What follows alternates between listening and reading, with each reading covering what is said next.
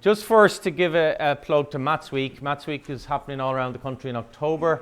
There's no physics without maths, so it's of vital interest to all physics teachers as well, and probably more so than practically any other subject apart from maths itself. At the moment we have 29,000 students signed up. We're encouraging teachers to log on to the website and register and tell us that they'll participate, or if they have plans at this stage of what you might do, you can put them on the website as well. There is a prize of 2 interactive whiteboards to encourage people to sign up. So at the moment we have about 300 schools, and we expect by Monday morning to have 30,000 students signed up. Some of the events you might be aware of is the Prism Maths Challenge, will be happening around secondary schools as well. And this year we have Manga High. It's an online game, maths through games, that you can also do. We've events all around the country in institutes of technology, universities, and Maynooth here have been central to the involvement from the start. We'll have Marcus de Satoy. I think it's booked out for schools on Monday the 11th, but there's an evening event for the public, booking through the RDS. And the Hamilton Walk, it's on a Saturday, so it's not suitable to bring school groups this year, but certainly you should come along. Hamilton, if you have no interest in maths at all, of course Hamilton was Ireland's greatest physicist as well as mathematician. That's pictures from the Hamilton Walk. So, moving back to Nicolas Callan, we're delighted to be here. Last year we did something on Robert Boyle, and we have a special interest in seeing Ireland's scientific heritage celebrated. We don't think that it is acknowledged enough, and the public awareness of it isn't very high. So last year we did Robert Boyle, and we were delighted to be invited back this year to do Nicolas Callan. So, and Sheila has an additional interest in that she's descended from Callan's aunt. So, so that's why we are happy to be here. Well, actually, the real reason we are here is that Paul Nugent cornered us in a moment of weakness at a sufficient distance from the event, and we agreed to do it. So, Frontiers, this isn't the frontiers of physics, but it was certainly the frontiers of physics in the 19th century. We're not going to do that much demonstration for you. I think Paul Nugent certainly had in mind a Faraday cage and me standing in it. Sorry to disappoint. We're saving on energy this year. But what we're also getting through is we'd like to, of course, we'll have some little demonstration, but we'd like to get through another aspect of kind of embellishing teaching, and that's bringing the story back into science. So we're going to tell the story of Nicolas Callan, and we think again that outside of Maynooth, he's probably not, even in the world of physics in Ireland, probably not that well known. Everyone has heard of him, but probably don't appreciate fully the extent of his work. So we're trying to put the story back in science as well. So just to put in the context, the political and social context, the late 1700s was the age of revolution, culminating in the Irish Rebellion, which was the most unsuccessful one, I suppose, of the period, but that was just the year before Callan was born. 1801 then saw the Act of Union tying Ireland into under London rule, and with the result that there was restrictions on trade and development. 1828 saw Catholic emancipation, and and 1843 Victoria ascends the throne, and then 1845 to 1849, probably the event that certainly overshadowed the century from an Irish point of view was the famine. And then there was another rebellion in 1848. And in surprisingly early, in 1795, was the foundation of Maynooth.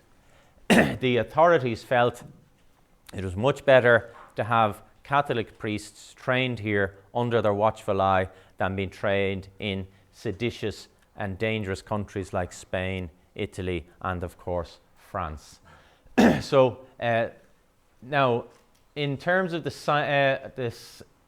science, we go back. I suppose we could trace modern science maybe as far back as Copernicus, Francis Bacon in England, proposing the scientific method, and then Galileo, the start of modern physics. Descartes. So through the middle of the 1600s, we have the scientific revolution. The most, I suppose, the most amazing change and in beliefs in the world system, in how the world works. I mean, so it was very, very radical, but it did take a long time to be generally accepted. We're hoping that someday it will be accepted. The scientific revolution, it will be accepted in this country and others, but we're still battling against quite a lot of enemies of science. 1691, 1690, Boyle was involved in the foundation of the Royal Society, and that became the most influential scientific body of the times. Newton, and then the 1750s we have the Industrial Revolution. So these things were all happening in the 200 years or so before Callan. Sorry. Just in terms of electricity and magnetism, 1745 the Leyden jar was invented, and that allowed concentration charge, basically a big capacitor. Franklin discovers that there's two types of charge in 1747. Galvani gets the frog's legs twitching and shows that a current is produced. Coulomb discovers the inverse square law about charge, and Volta produces the first battery in 1800, the voltaic pile. Ørsted then in 1820 deflects a compass with an electric current, quite by accident. He was demonstrating to a group of students, and he noticed it happening. And of course, most of the discoveries in this era were born of that, either accidental fiddling around, seeing what would happen, and it was a wonderful, rich era of discovery. Ampere, Sturgeon invents the electromagnet in 1825, and Faraday discovers induction in 1831.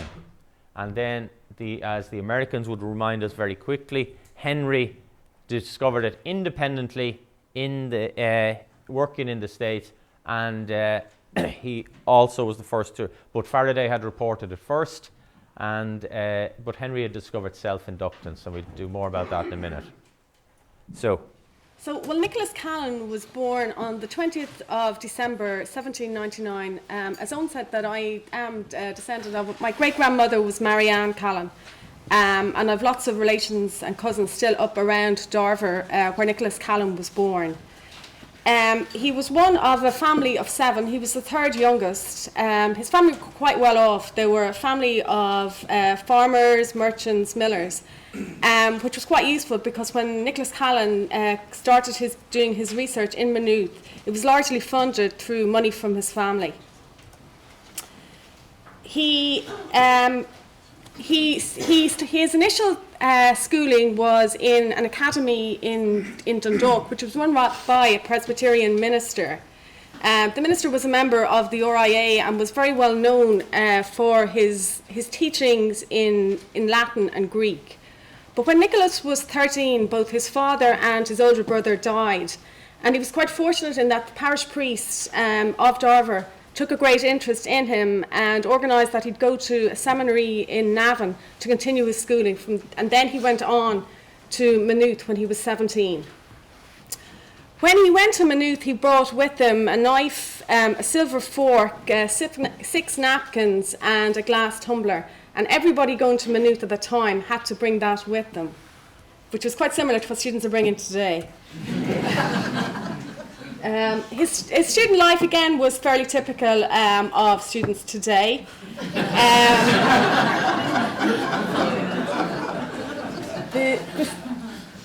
That should be PM, is it?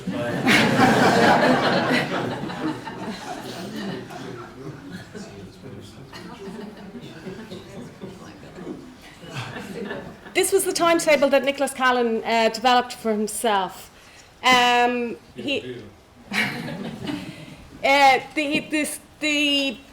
study in Maynooth was for 7 years, and it was in his 3rd year that he had his first introduction to physics.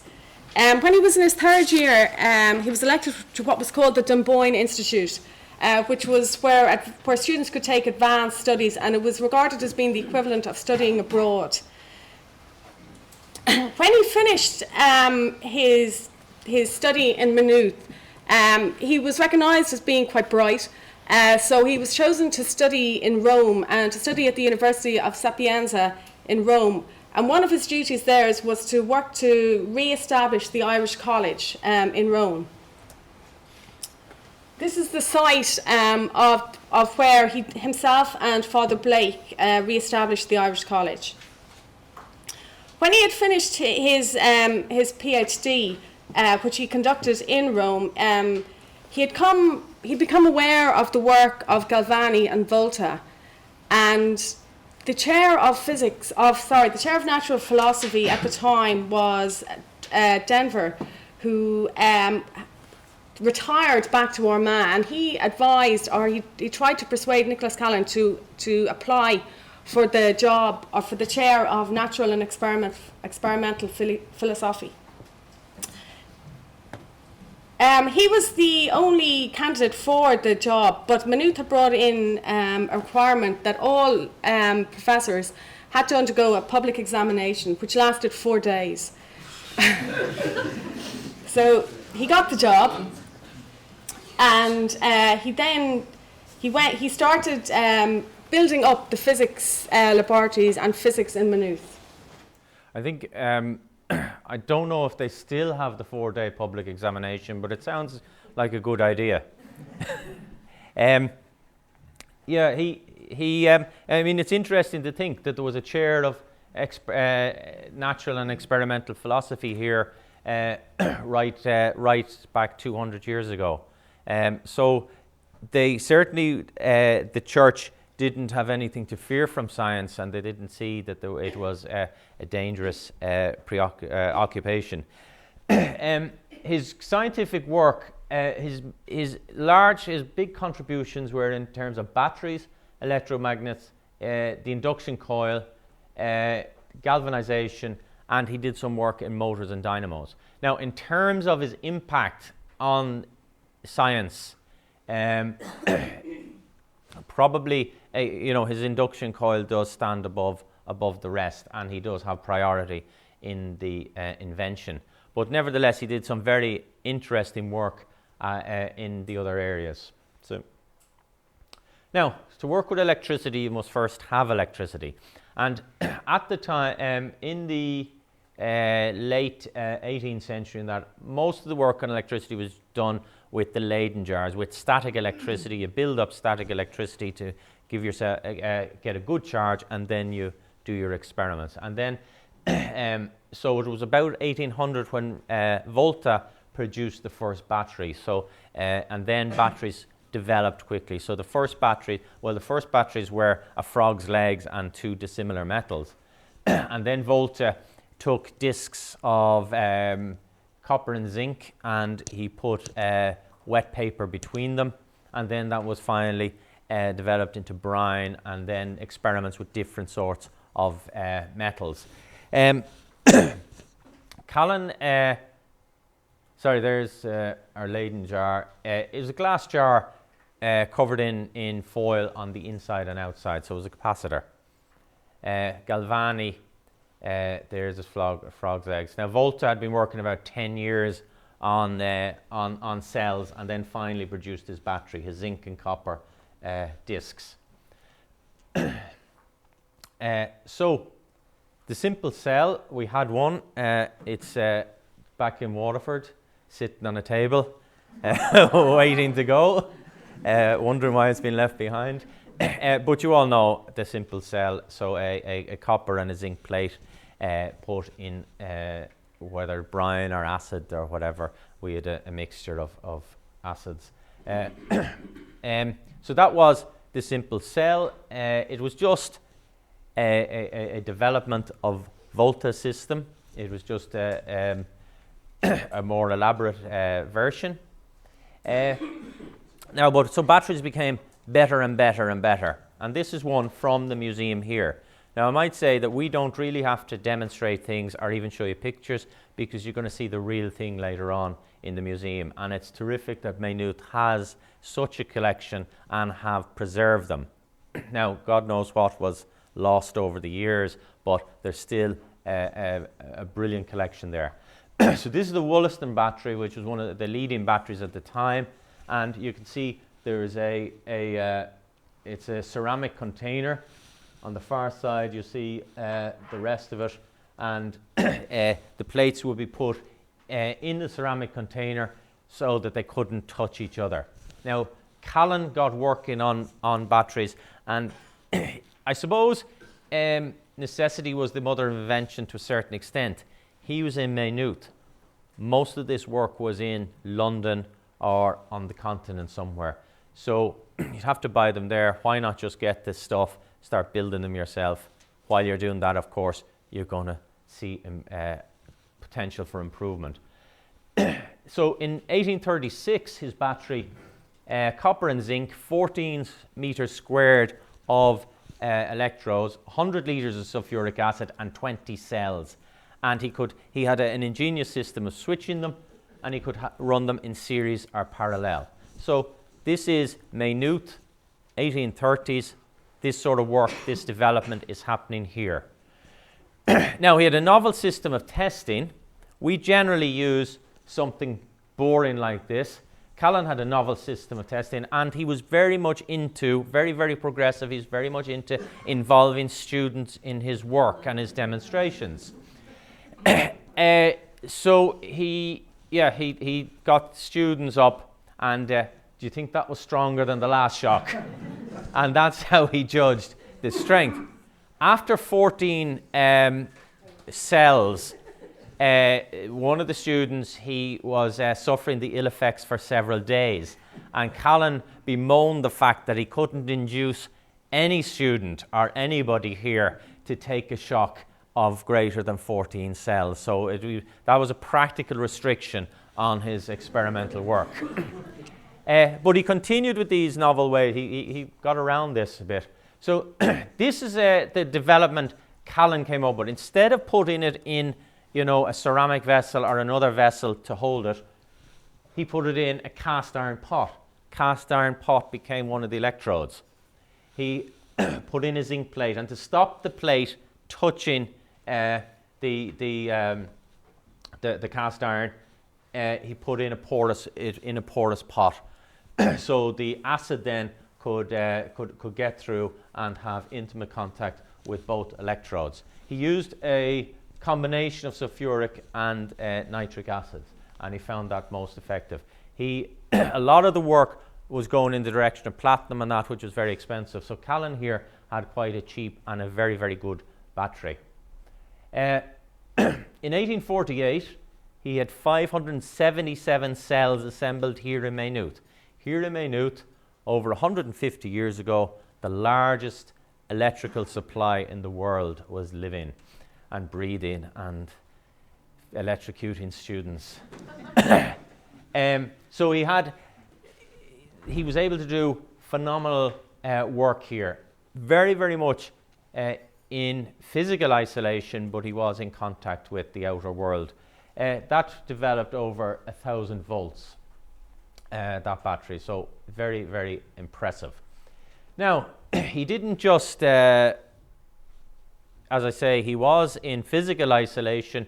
He wasn't in intellectual isolation nor in commercial isolation. We're told now we must innovate. We're told now we must see the commercial fruits of research. We're told that we must have campus spin-offs. Patented the battery, and the battery was manufactured under license by a different bid. This one here, Clark in London. People around Britain were using the Maynooth battery. It was the best battery at the time. And you can see the plate, the porous pot, it's all there, and it's in the museum. You'll see it later on. So well ahead of its time in terms of modern third level funding. I should say that Sheila said that there was money in the family. He used a lot of his personal money to fund this research. He had his normal to's and fro's with college authorities about funding. He did manage to fiddle, was probably the wrong word, but he did manage to get the Board of Works to build a new physics theatre when they should have been just repairing the roof or something. So he stretched things a bit, but used his own money, invested his own money in the research. Now, moving on, electromagnets, very simple. I had an electromagnet made up, which is keeping our cell happy back in our office. Just simple battery, wrap a coil around it, and I have an iron core here, and we can lift something. Not very impressive, one paper clip. Now, the electromagnet was discovered, invented by Sturgeon in 1825. He wrapped his coil around a bar, and he was able to lift. This is his switch, and he was able to lift the astonishing weight of 4 kilograms, which was astonishing in 1825. Sturgeon had loosely wrapped wire around a core. Then Henry over in the States, reading about this, emulated it and got up to 900 kilograms, and that earned him a professorship in Yale, demonstrating that. So in Maynooth you had to have 4 days of public examination. In Yale, you just had to lift 900 kilograms with an electromagnet. Of course, Callan wasn't going to be stopped at just 900 kilograms. Oh, sorry, that's Henry's one. Henry made 2 improvements. He wrapped the copper, in this case, copper ribbon, very tightly.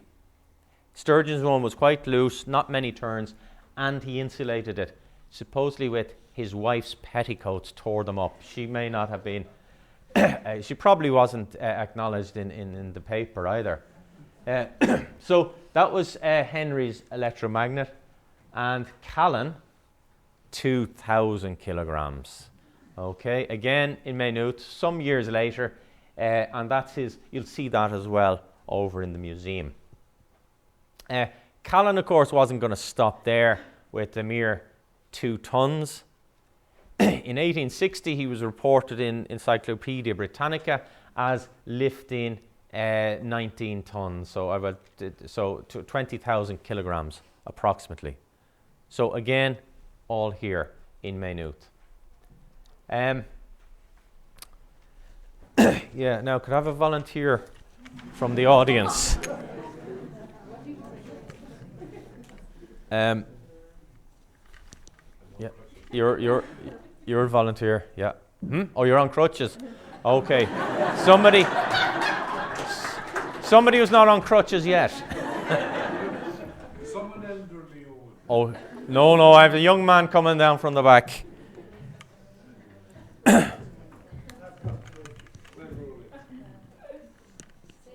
Actually, I'm just having second thoughts here.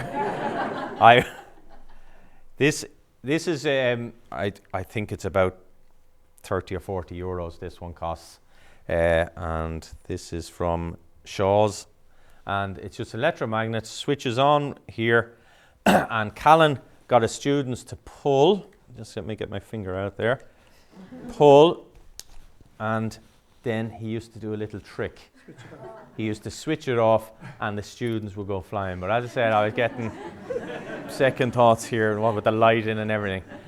So he not only electrocuted his students, but he used to trick them as well. Sense of humour. I'm not sure how much the students enjoyed his sense of humour, but it certainly seemed to help him get through the day. So, as I say, electromagnets, you can make them up very easy. Just to be careful, because there's very little resistance, you have a huge current going through. It's going to get very hot very quickly. So don't let, if you're getting your students to do it, instruct them to make sure they don't hold it on too long, because they will burn their fingers on the wire and that. Okay, now on to induction, which is the big story. Ørsted, as I said, was demonstrating an electric current with his at a party, and he put a current through a wire, and he saw the compass needle move and orientate towards the wire. So these compasses are pretty good for demonstrating it. And that showed the relationship. There was a relationship between magnetism and electricity. So the current of electricity was producing a magnetic effect, a magnetic pull on the compass.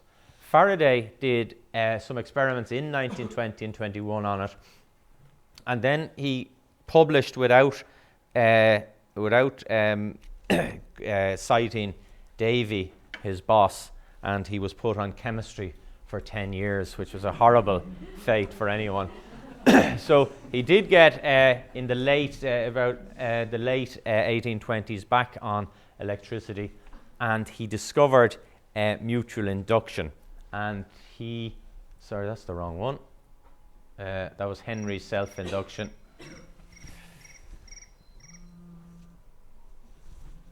Oh. You can put that. So this is a laboratory demonstration. Faraday did induced a current in an adjoining coil, and that was mutual inductance. But I'm adding on your introduction. Oh, yeah. It doesn't come out of our one time.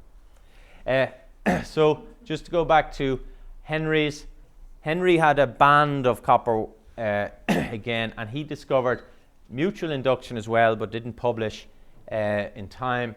But he did report then self-induction, that he found that in the same coil he induced a large current, and this is much closer to Callan's work. What he found, because and this, sorry, go back to Faraday again. We know it's a change in magnetic field induces a current, gets the electrons moving in another coil. So the needle of the compass just deflects when the circuit is made or broken, because that's when the current is rising and falling. Okay, and he noted a twitch of the needle in both cases. And the self-induction,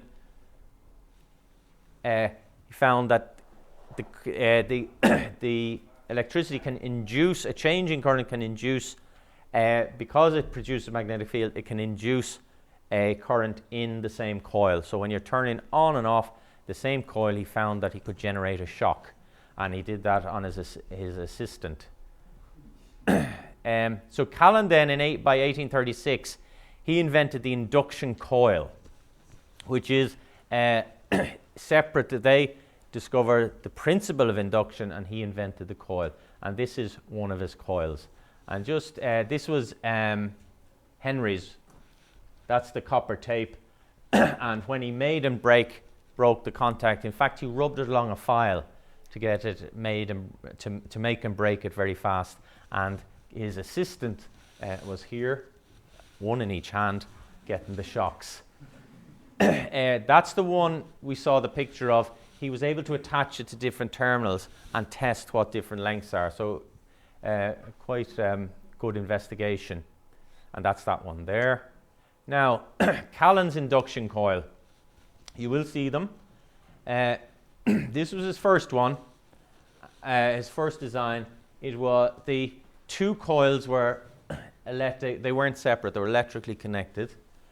He excited one, and he got the shock, or the student got the shock in both of them, and he wrapped it around an iron core. So there's a development there. He then found that isolating the two, he could get much bigger shocks and much bigger, and he started working on the ratio of primary and secondary coils in that. So what that is, of course, is that's a transformer.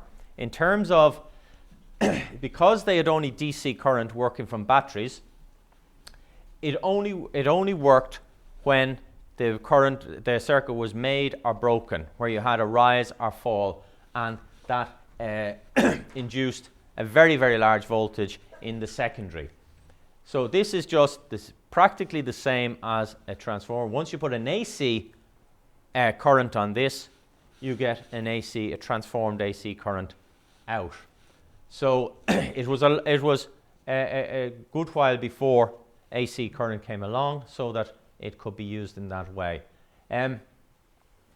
Now, so there's his medium induction coil. Now, an important part of Callan's work as well was making and breaking the circuit. And making and breaking the circuit was done with a clock mechanism. and he could vary, as you wound it faster or slower, you could vary the speed at which it made and broke the circuit. Here, two terminals here, and he could watch sparks going. So he had now a non-invasive system for testing. He measured the length of the spark that he could achieve.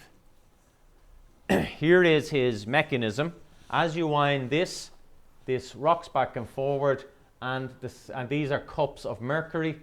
Battery attached to the middle one, connects here, then breaks there, connects there, and has a very, very rapid change of the current.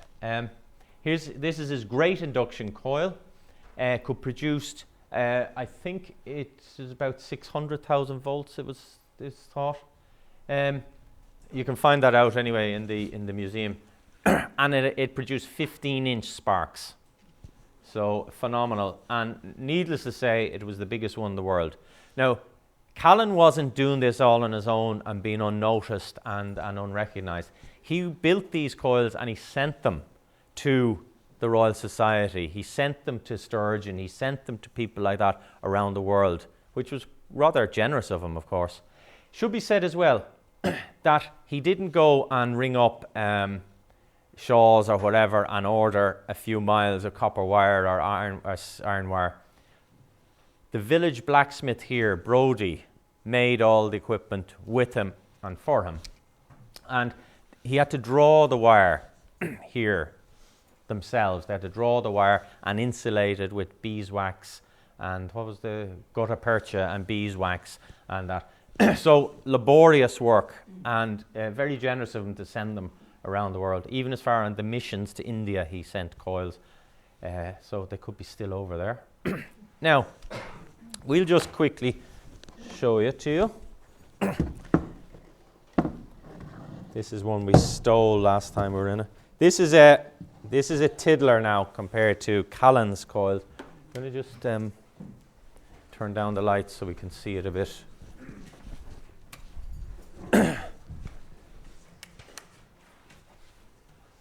Okay, this is where I get an electric shock because I can't see what I'm doing. Okay. Oops.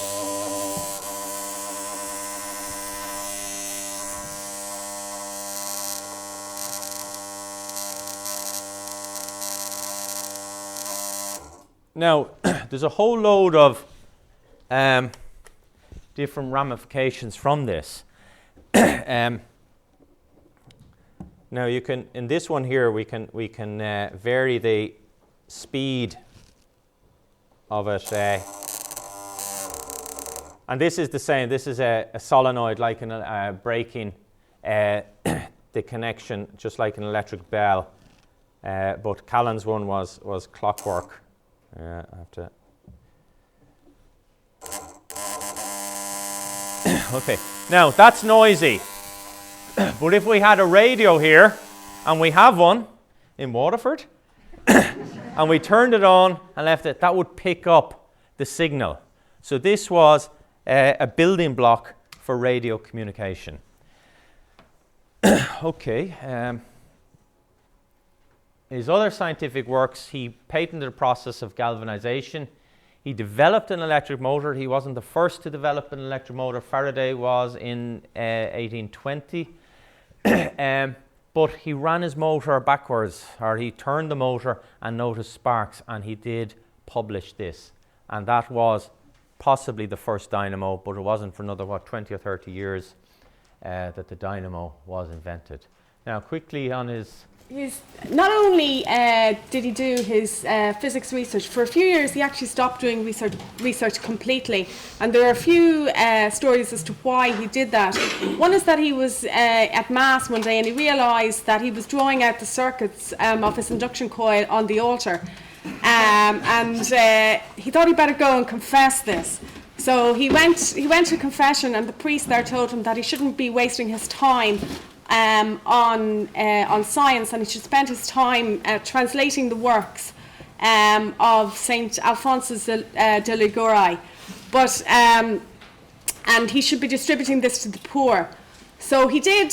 He translated a huge amount of works. He also wrote a book on sermons for every Sunday of the year, and he goes into great detail about how long or how short the sermon should be. A typical sermon during Lent should be at least an hour, and if on a regular day it should be for half an hour. But if you were going to say the act of contrition as well, that shouldn't reduce the length of your sermon. He also translated a lot of books, but it's just reported that they're translated by a Catholic priest or a Catholic clergyman. In terms of his teaching, he thought it was really important to do demos in teaching. And he also had a lot of the problems that we still have. He's reported to the Maynooth trustees that his students are ignorant of mathematics, except a little arithmetic. Some of them do not even know arithmetic at all. In the course of his lectures, he also repeated historical experiments, and he repeated them as closely as possible. When he showed students Pascal's experiment showing atmospheric pressure decreasing with altitude, he took a barometer to the top of the clock tower, or to the top of Connolly's Folly in Maynooth. He also used examples that he thought the students might relate to. He says, the flavour of porter drunk from a pewter vessel is different from that which is drunk from a glass. The porter, pewter and moisture of the lips form a voltaic cell, and by producing a current electricity, give to the pewter a slight degree of acidity, which renders it agreeable. He also was very fond of getting his students up to do problems on the board, but he wasn't very good at giving them praise. If he got a right answer from a student, he would say, "Very good, mister, but not as good as you thought." And if students got stuck on the board, he had an attendant who he would just say, "Roger, wipe the board."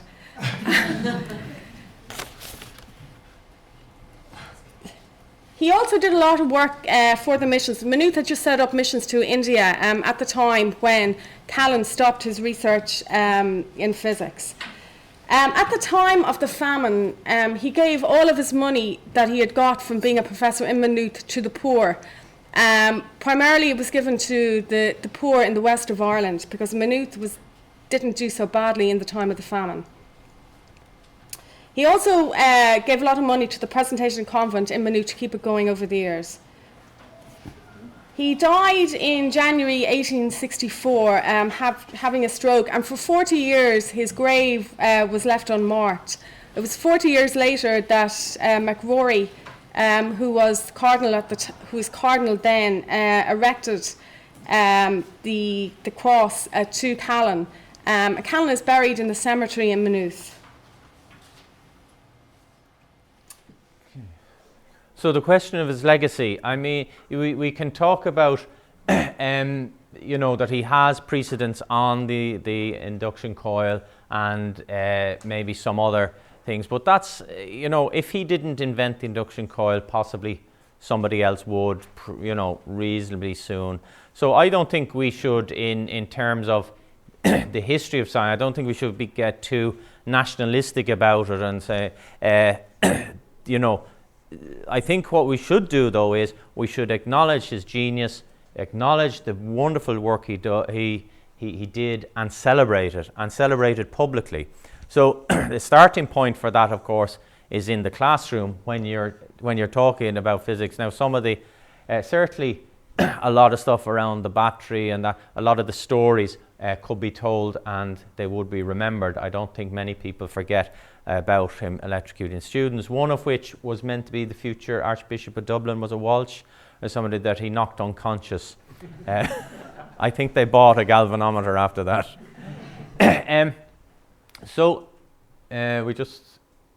We'll skip these. There, Earl of Ross said he never met a man with more scientific zeal and singleness of purpose, and he was regarded, it did seem that he was regarded with great affection. Here he is commemorated in Maynooth. You might wonder why he isn't that well known. Well, if you put up plaques in Latin about people, they're probably not going to be widely known. There's some, I can see the word electricam, inductam. He is well known, and in recent years he has got much more attention. In terms of, he made really important contributions. He was part of that rush of discovery, you know, with Faraday and Henry and others. He did publish and he did correspond with them in London. Strangely, there doesn't seem to be any record of his interaction with the Royal Irish Academy in Dublin. He's now acknowledged as the inventor of the induction coil. For years it was attributed to Rumkopf, but he's still not widely known. And perhaps it's because he didn't have a nation to defend his name. What I was saying about nationalistic fervour, it's nations have defended the priority of their scientists. It's the Americans who push Henry. It was the English, if Faraday needed to be pushed. But certainly, you know, going back to the Newton calculus wars and that, it's always a nation pushing it. And Callan didn't have a nation maybe then. And when the Free State was formed, science had been really relegated to a marginal position. So our main sources are McLaughlin and Casey. We can share them with you later if you want. And we'd like to acknowledge Gerard McMahon, who you will meet this afternoon, who is really tends with a labour of love the wonderful museum here, and Penny Woods, the archivist in Maynooth Library. Okay, thank you very much.